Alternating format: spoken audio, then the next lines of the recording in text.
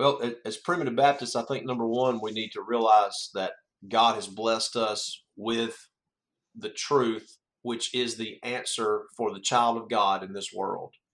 And number two, we should not, it is not the time to pull back, withdraw, or refuse to speak of the truth. That is evidenced by the wokeism and by all of the so-called political correctness that says, you don't want to say anything politically incorrect, which is so silly to think that we would derive correctness from the most corrupt area of the culture, which is politics. That is just absolutely a misnomer, and almost, if it didn't hurt so bad, it would be funny.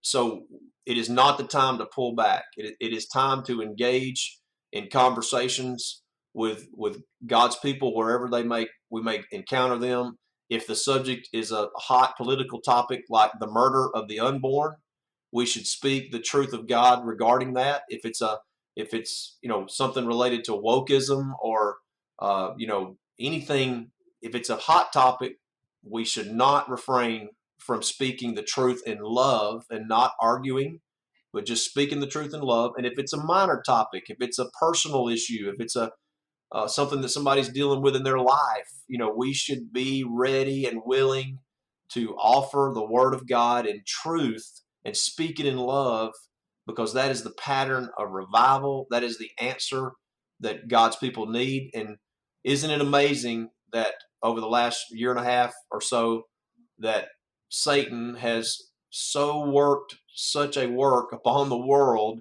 that we're in the frame of mind that we need to withdraw, pull back, don't be around each other. We may get sick. And I'm not saying be unhealthy or be unsafe. I think we should. We've always, at our church, we've always practiced. If you're not well, you don't need to be around people.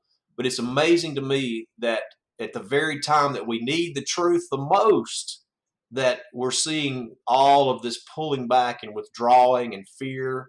I tell you, if that's not a time for God's people to stand in the gap and lovingly declare the truth, I don't know when it is.